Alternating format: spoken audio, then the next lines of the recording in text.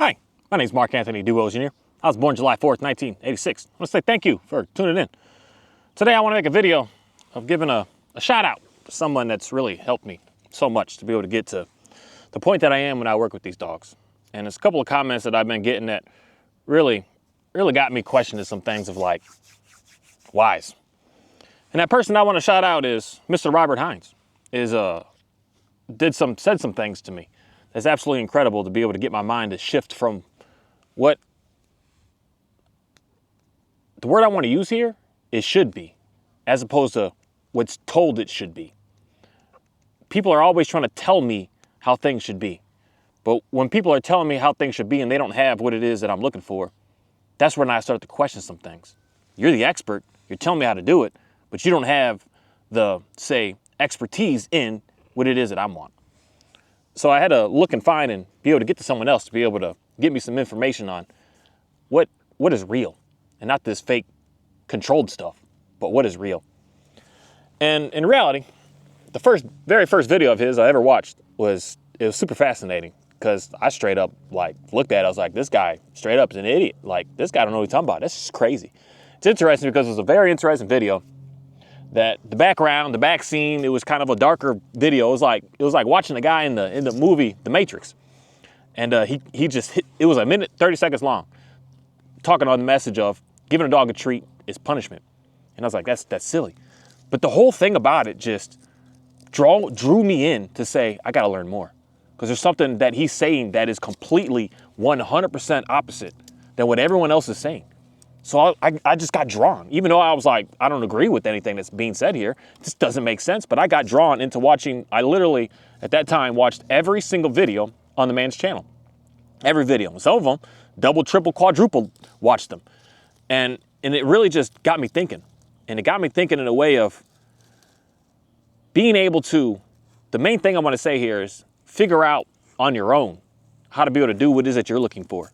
And not being force-fed what someone else is trying to tell you that things need to be. And in reality, it's interesting because there's some comments that came in on, someone was basically saying, thank you, Mark, and thank you, Robert, for helping me out. And then it came down to the concept of what has he ever done? Not say me.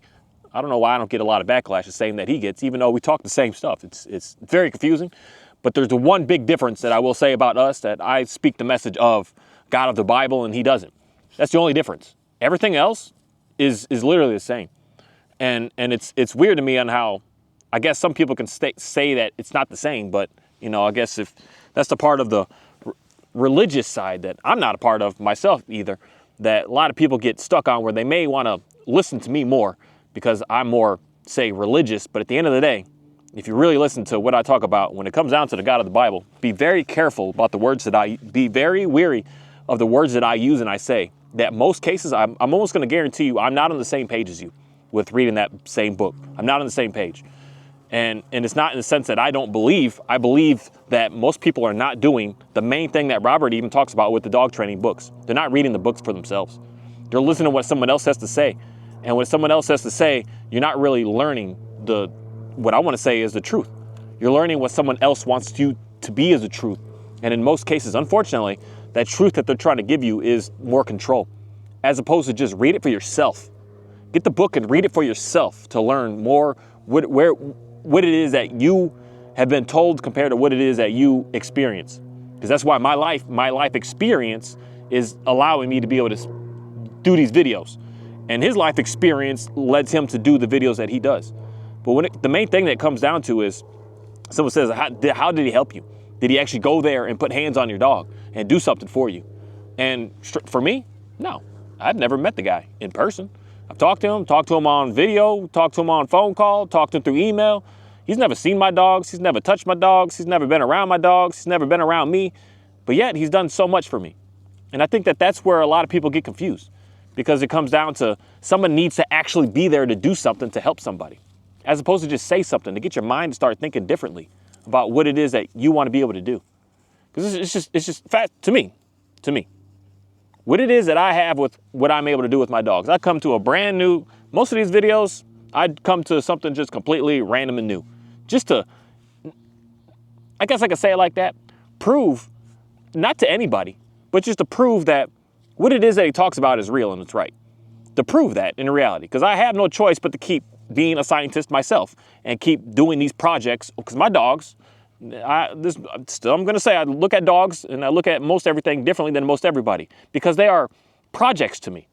They are like this very interesting species that everyone thinks they got it all figured out. But then when I listen to what they say, I'm like, no. And that's what the thing that I really, really greatly appreciate about what Robert is and what he says. It doesn't come down to, I like the concept of when people straight up use these words. There's a very interesting interview that I just had with somebody that really just dialed that in on me, that says, I was wrong and I don't know. And he says, I don't know, quite a bit. As opposed to pretty much every other dog trainer, they're just going to spit some information out at you. Oh, your dog this, oh, this. So that's the part with me. I'm looking at it as, when you think that you got it all everything figured out, you're wrong. There's still more to keep on learning. And that comes down to us as an individual learning what works for us in our life, not for what works in their life. That's where dog training kind of gets a little complicated, because they're trying to force their life upon you, as opposed to you want what you want to do. And I purposely just keep looking at my dogs as sense of projects, and I take them to random places and I let them meet random people and random dogs and random stuff, just to keep seeing how what it is that I'm doing is what I want at the end of the day. And just walking up here, just met a random guy. I met a few people, but met a random dog. And he's just running. He's way up ahead. I'm like, he cool? I'm like, am I cool? And we can all just meet, sniff, and move on. I don't have no worries at all anymore. I don't know why. I just like, I could see that my Kahi is like, he's a little like still weird, but the weirdness behind him that he used to do is he would, for one, just run away. Or two, just run to me in the sense of, please get me out of here, I'm scared. But now he's finally on his own, just realizing what he can do. I'm no longer putting it on him. I allow him to choose what he wants to do. I allow the dogs to choose what's going to be, in reality, best for them in certain circumstances. In most cases, they make the best decision based on following what I want to say is a calm, patient leader. And that calm, patient leader is going to lead them to want to be able to be that exact same thing. They're going to want to be calm. So if they see a nervous dog, they're like, hey, chill out. It's okay, guys. Like, let's just relax that down. I see them do that. They start to portray to others the same way that I am. When I'm calm, they're calm. Everything else around them, they start to turn to calm. We're not coming in hostile. We're not coming in angry. And just a lot of what he talks about is just, it's fascinating in a way that, like, I just lose my words for a second even thinking about it, because it puts you into having to think more, as opposed to just, for one, thinking you got all the answers. It forces you to have to like get out of the box, because the main thing that he's always talking about is B.F. Skinner. Some people are just like, oh, that's stupid, doesn't matter. But in reality, it does matter. It matters a lot. It matters a whole lot. Because a lot of what we're founded on, what we do today, is based on the information that he's done. He's done, what, 50, 60 years plus or even more of research to be able to do what it is that we do in elementary and preschool and in daycare and in high school and college and workforce. All these things that we're doing are in that box that he created. Let's create this sterile environment and give these people these rewards and these punishments to keep them in this sterile box. And the more that you understand this sterile box, the more that you're going to realize, I kind of want to get some people, stay in the box. You want to stay in the box? Stay in the box. Do what you do. Live your life. But some people don't want to stay in that box. Some people want to be able to experience more and want to be able to just live and be in a way that you're not being pressured to live and be, but you're just being. And that's what I see with, like, it's just the weirdest thing with, I can just say, the dogs. They're just out here. They're just walking. They're just sniffing. They're just, I don't know what he's chewing right now. There's a buzzard. They finally got a chance to be able to get close to one, and it is dead. And for me, if they want to experience it, they can experience it. Someone would say, "Oh no, this and that," but in reality, being in that box is what's going to get more people more scared, because the box is where my vet is, for instance. Please, if somebody knows one, I'll drive hours to go to one that understands that the dogs can eat raw food. The dogs can be fine and perfectly fine with it. The dogs can eat raw bones. It's perfectly fine. Everything's fine with it. The dogs can eat raw fish. They can eat a live fish and kill the fish and eat the fish. They can eat these things. They can eat grass. They can chew up the grass. Because my dogs, I clearly see if something's not perfect with them, they'll eat some grass and they'll throw it up and they're running back like everything is just perfect back again instantly. And what they want to state is, oh no, you gotta never this, never this, and never this, and never this. And everything is about just keeping you in this little box. this box of be scared, danger.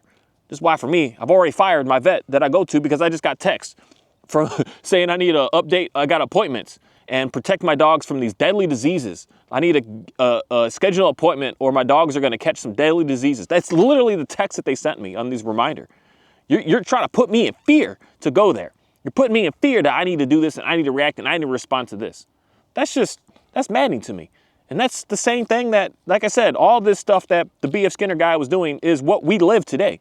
It's all what we're doing today. And if you don't understand it, you don't want to read it, you don't want to look into it, you're going to just stay in it. But when you read it, you get to see the differences here of what's actually happening, what's going on, and make a decision. Do I want to continue to keep on doing that or do I want to try something different? And I've been trying something different. And in reality, I was first listening to him and still doing my same old stuff, thinking in a way of, no, I know what's right. And my mind, in reality, because it was kind of the Dalmatian that really got me a Ophi. It was really a Dalmatian because she was young. She was a new dog to me. And I was like, well, this dog training stuff really works. So they all say it works. So I'm going to continue to keep on doing it with this dog to see, to get these fantastic results. And so at the beginning, I was doing my same old stuff. But then I started changing and changing and changing and changing and changing and changing and changing because what I started seeing is the same stuff with my other dogs. She didn't want to be around me. She didn't really want to listen to me. I mean, there's at least a dozen videos that anyone that's been watching me, especially this past year, you've heard me say this because I would call that dog and I would say, I think she's deaf. And I even got a couple of comments, people saying, no, Dalmatians are prone to deafism. I don't know if that's a word or not, but we're going there. But they're prone to that. And I used to think that this dog was deaf because she just didn't respond, didn't listen, didn't nothing. I'll call her name and she just was like, nothing. She didn't even like look up to give me an eyeball of like, hey man, like I heard you call me. Nothing. So I was like, man, I think this dog's deaf. No, she's not deaf. She just didn't want to listen to me at all. Period. She had no cares to listen to a single thing that I have to say. That's why today, I don't care. This is the thing that I think everyone has our own wants and desires. And this is what I would want from people to really listen to him to understand. You want what you want. You do not want what someone else is trying to force feed to you. So when I call my dog, especially in a scenario like this, I'm in the middle of nowhere right now, straight up. I got water in front of me. I got space for it's probably a half mile or more to that area over there. It's probably a half mile or more to the even back onto the trail back that way. And it's a quarter mile to even get going, to get up to, we got a cliff to climb to get to where I am right. I'm in the middle of nothingness. So when I'm here in the middle of nothingness, if I call my dog, all I expect him to do is look at me. I don't care that they come to me. I don't care that they move. I don't care nothing. Just recognize that I said your name. That's it. That's what I'm looking for. And someone would say, oh, I need this, then work on what you need. But what I need is that response. I heard you. I hear what's going on. I'm fine. I'm here for you. And then if there's a situation that, like earlier, we meet a dog and I say, come on, let's go, we move on. It's almost an instantaneous thing. They understand based on what we're doing. This is the part where I don't know how to say it, but just say it. Dogs are smarter than what people think that they are. And I think a lot of people think they're dumb in a sense of, I don't want to say this, but I'm going to say it. Because a lot of times human beings, you don't think that you're intelligent, your own self. So you don't think that you're smart because you see someone else out there that's smart and you're like, I wish I could be smart like that. So then you're just going to look at the dog and say the dog is dumb. And in reality, they're not that dumb. They're smart enough as far as the environment goes. There's certain things that we as humans are just better with. The one thing that I can say that we as humans are phenomenal with and most animals is we know how to collect and store food. It's a weird thing that we can do that. We know how to create freezers and refrigerators and packaging and all that. That's something that is just cool intelligence. That's just weird. It's different than most everything else out here. The dog just can't do that. They don't know how to do that. And certain things like that I can say that we as humans are better. But other things, my dog is better than me. It knows more than me. And I rely upon that to be able to allow the dog to be able to use that to its benefit, to be able to get around this world in such an effortless way. That's why I'm just, for the most part, rarely ever nervous. I'm nervous when they looking down cliffs still. I don't know what it is about the cliffs and me and cliffs. I'm not really scared of heights like that, but I just don't want to get a broken bone.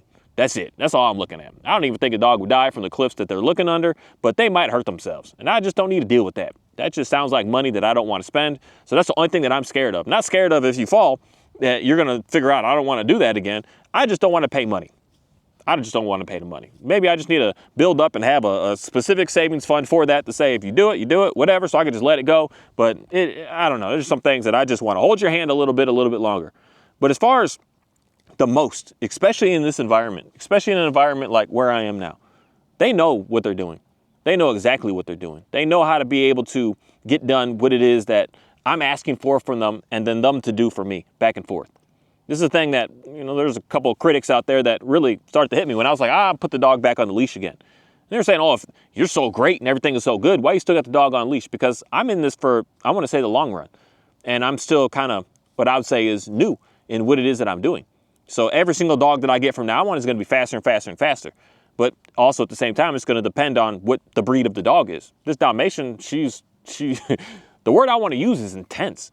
She's intense with chasing stuff and just running after anything that moves. It could be something way up in the tree back there. There's a buzzard right there just staring dead at me. She would see that thing way up there looking at me, and she would see it just flap its wings, and her laser eyes would be focused on, I'm going to go get it. It was just a lot to get through. Whereas today, she's just walking around. I have no worries at all. Like literally right now, I'm at a 0% stance that this dog is just going to go take off at something. 0%. I'm at 100% trusting, knowing that she's going to stay close. She's not just going to take off, that she's here. And that came down to just really understanding the dog in a way of stop trying to force it, but allow it to be itself, to just be able to grow into who they are. It's something that I've realized, something that I've been really thinking about, in this concept of young animals are energetic, young everything, kids to people, to my baby calves, to everything that I've ever experienced when it comes down to the baby sense. Baby chicks, they're running, man. They're running and getting and going. And then somehow they get to an age where it's kind of like, we don't do that much. We're not that active anymore. I watch it. It's almost like an overnight thing with the cows. The calves be running and playing and going. And then all of a sudden they just like, bam, we're like, I'm an adult. I'm mature. I don't really run no more. And I've noticed that with this Dalmatian in a very weird way, that she used to be crazy. But the thing is, I never limited it. I let her get as much, as absolute much as possible out at any moment's notice. It's not like I don't go out in the field and I see the calves running around and say, hey guys, stop running. But in reality, that's what we do to the dogs. And unfortunately, a lot of people, that's what you do with the kids. And they never get that out. They just want to keep like going. But in what I want to say is, when I look at nature, I don't see adults being and acting the same way as young. And that's something that I've just noticed in this dog, that I let her just go all out, just be her.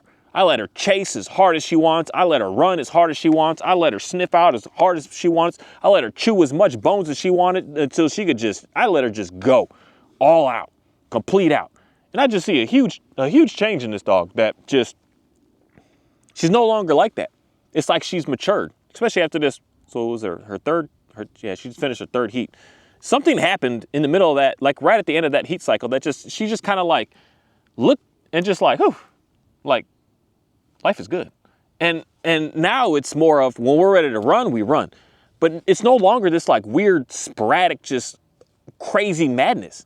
It's just, it's very calculated. And it took, in my mind, in reality, from seeing what it is that I'm doing, of not controlling the dog down into being what I want, but allowing the dog to be who they need to be. Giving them what they need so that they can have what they need, not what I want. I want the dog to be calm and quiet and polite in the house. Then I need to give the dog something to be able to be that. I can't just expect it. I can't just force it. I can't just put it on the dog to say, this is what you have to be. This is what you have to do. And I'm seeing something incredible from that. And that's stuff that I've learned along the way of listening to what Robert has to keep talking about with these dogs. That he's got many, many videos of, in reality, most of what he's talking about is just going against what someone else is stating. And the someone else that is stating is like even I would say about 99% of what people are saying. And in reality, the way most of this stuff on this planet is today, unfortunately, they want you to be with the crowd. And the crowd in reality is the one that's like kind of living in the most stress, in the most crazy, in the most needing the most pills, needing the most this, escaping the most, and avoiding the most, and running away the most, and always fighting the most, and just the most of the most, just in this extreme level of division. This division that is just toxic. And I don't want to be a part of that. I want to be a part of the system that is just more relaxed, more peaceful, more calm. And that's what I've been able to get from what it is that he talks about. And it's fascinating of just seeing the reality of how these people are that want to talk back about what it is that he does. The reality of it is, I don't believe that they truly understand, because you don't want to read the books, but you don't want to even try to see anything be anything different than what you already think that you know for your entire lifetime. Your entire life states this, and you can't think of it being any other way. And it takes what I want to say is even reality, a specific person to be able to just say, I want to do something different. I don't want to do the same stuff. Even though they claim to get results, this is the thing. You can claim to get it, but if you're not getting it, just say that you're not getting it. It is what it is. But people can't do that today because your livelihood relies on it. That you absolutely need to keep doing what you're doing to be able to eat. And that's why for me it's interesting, because I learned real quick working with these dogs. Ophi, I learned real quick working with these dogs that how I was able to say make money before with them was much different than how it is and what I do today. And it could put someone in a jam to slow you down of saying, hey, you know what? You really want the dog you're looking for? Just do this and watch it get better.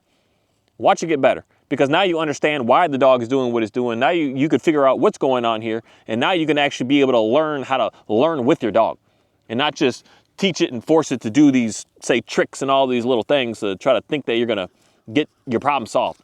And I can say the thing with that is you're masking the problems. You're not like actually dealing with the problems. And now you can learn how to deal with the problems. Now you can learn how to actually get somewhere with it. And it doesn't take a lot of reps of doing things, I guess I can say. It takes a lot of just exposure and doing stuff. Doing what it is that you want to be able to do. And going where it is that you want to be able to go. And just continue to keep on doing it over and over and over and over and over and over and over again. And being calm and being patient.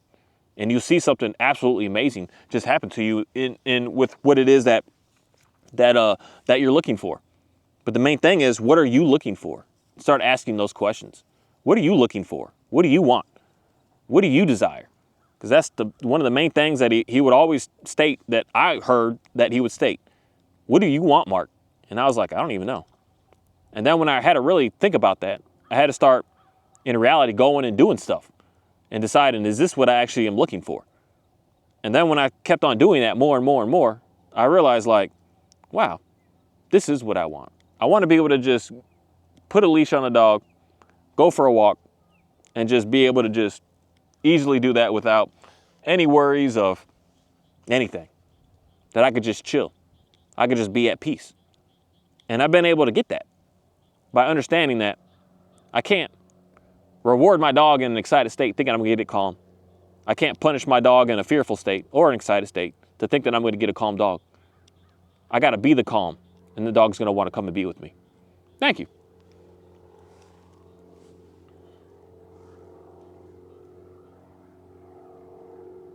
It's nice and quiet out here, except for, I think the biggest noise pollution is the planes. Planes are the biggest noise pollution. Like these little things here, they be loud. They loud on loud. It's very strange how they're so loud. And how they're so far up there, and yet it's still so loud down here. It makes you imagine how loud it is like inside of that little plane. It is loud. But I like being able to come to new places just to see how the dogs are doing. See what's going on. See what's happening. See what they want to do. See what they want to get into. See what they want to be able to explore. And it allows them to be able to just be anywhere. And I don't have to worry. It's hot again. It's like almost 90 degrees. 2 days ago I made a video. It was like 40 something degrees. It is literally 40 more degrees today. How weird is that?